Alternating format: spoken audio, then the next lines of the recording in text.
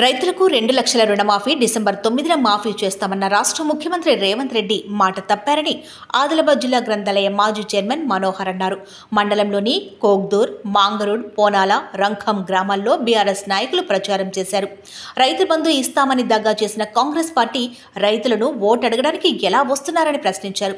సైదాపూర్, సాంగ్వి గ్రామంలో ప్రచారానికి వెళ్లిన బీఆర్ఎస్ నాయకులను ఆదివాసీలు ఆప్యాయంగా ఆహ్వానించారు. పోయిన ఎన్నికల్లో జరిగిన తప్పు ఈసారి జరగదని చెప్పడం బీఆర్ఎస్ నాయకులు హర్షం వ్యక్తం చేశారు. ఈ సందర్భంగా బీఆర్ఎస్ నాయకుడు గంభీర్ ఠాక్రే, పార్టీ మండల అధ్యక్షుడు ప్రమోద్ రెడ్డి మాట్లాడుతూ రాజ్యాంగాన్ని పరిరక్షించేందుకు బీజేపీకి తగిన బుద్ధి చెప్పాలని కోరారు.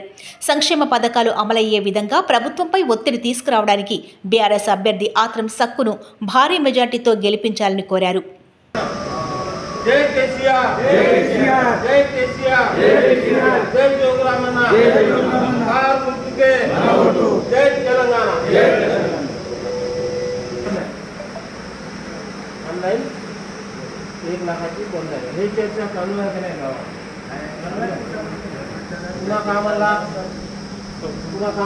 2 लाख रुपये केसीआर देत आहे. 4,000 पेमेंट देतो म्हणे. 2,000 केसीआर देतो देत आहे. आम्ही 4,000 देतो म्हणे. 4,000 देत आहे कोणाला तरी हे चर्चा चालू आहे.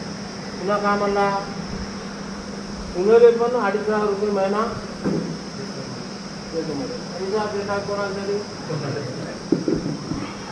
पुन्हा कामाला कौल राहायचं म्हणजे मुनाफेवाल्याने देतो म्हणलं 15,000. काही कास्तकार नाही देत आहे, मुनाफेवाले पडून देत आहे, ते बी नाही देत आहे 15. पुन्हा हे कास्तकार लेबर राहते त्याला 12,000 देतो मला. हे देत आहे का?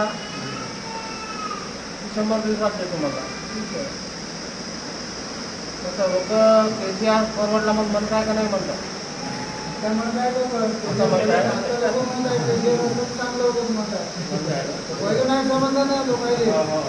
झेंडर आता का करावं? एमपी इलेक्शन आला, तुम्ही कार्यकर्ते मिळून लीडर तुम्ही 50 वोट टाकणेवाले तुम्ही कार्यकर्त्याचे निघलो त्याच्यावर निघलो तर का करावं? हे तुम्हाला पुढे पब्लिकले ऑलरेडी 1,000 2 होतात.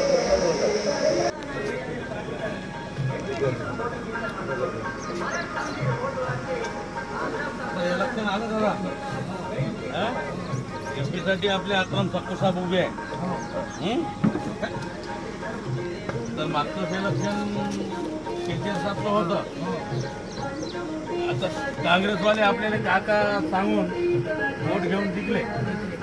आपले लोक आशा केले, भरोसा केले. जेव्हा पेन्शन 2,000 केसीआर साहेब देत आहे, पहिले 200 रुपये होतं, त्याला 2,000वर नेलं केसीआर साहेब. शेतकऱ्याला तर एकरी काहीच नव्हतं, माहीत नव्हतं आपल्याला. तरी 10,000 रुपये एकरी केसीआर साहेबच दिला. 10,000 देत असताना एकराले 15,000 देतो म्हणलं तर अशा जरा वाढते ना. लोक म्हणते अरे मग केसीआर साहेब 10 देत आहे, रेवंत रेड्डीकडनं 15,000 देते, जाऊ दे म्हणून रेवंत रेड्डी टिकवते. गोरगरिबांच्या बायाला 2,500 रुपये महिना देतो म्हणे. पेन्शन 2,000 केसीआर साहेब द्यायचो, 4,000 देतो म्हणे रेवंत रेड्डी. हे सगळं पाहून लोक वोट टाकले. सगळं झालं. 100 दिवसात मला 9 तारखेला देतो म्हणे. तुम्ही 2 लाख घेऊन या म्हणे कर्ज. 9 तारखेला माफ करतो म्हणे. कोणतंच काही केलं नाही तर तुम्हाला माहीत आहे. जर तुमच्या गावाला केलं असेल तर काही सांगता येत नाही. आमच्याकडेच नाही केलं. सर्वच लोक फसले वाटी वाटत आहे का नाही? म्हणून आता फसल्यासाठी आता तरी केसीआर साहेबचे जरा हात मजबूत राहावं म्हणलं तर एमपी जिंकले तर ते जे बी वादे केले ते वादे द्यासाठी आपल्या केसीआर साहेबने बी आपल्या पाठीमागे उभी राहायची ताकद राहील. म्हणून आपण काही शेतकऱ्याचा आपल्याला तेलंगणा आणणारा आपला केसीआर साहेब हो, त्याचे हात मजबूत करून आपण एमपीला जिंकवा म्हणून सगळ्याला विनंती आहे. बीजेपीचं तर माहीतच आहे. मोदी साहेब 15 लाख टाकतो म्हणे. हे गेलं रोज तुमच्या खिशातून 100-200 तुझ्या खिशातून खात आहे. जीएसटीच्या नावानं तुझ्या बिडीवरही जीएसटी आहे, अगडब्यावरही जीएसटी आहे, तुझ्या घरी चटणीला जीएसटी आहे, तेलाला जीएसटी आहे, सगळ्याला जीएसटी आहे. म्हणजे 10 रुपयाला भेटायच्या वस्तूले 80 पैसे ते 1 रुपया जीएसटी चालले चालेल. एका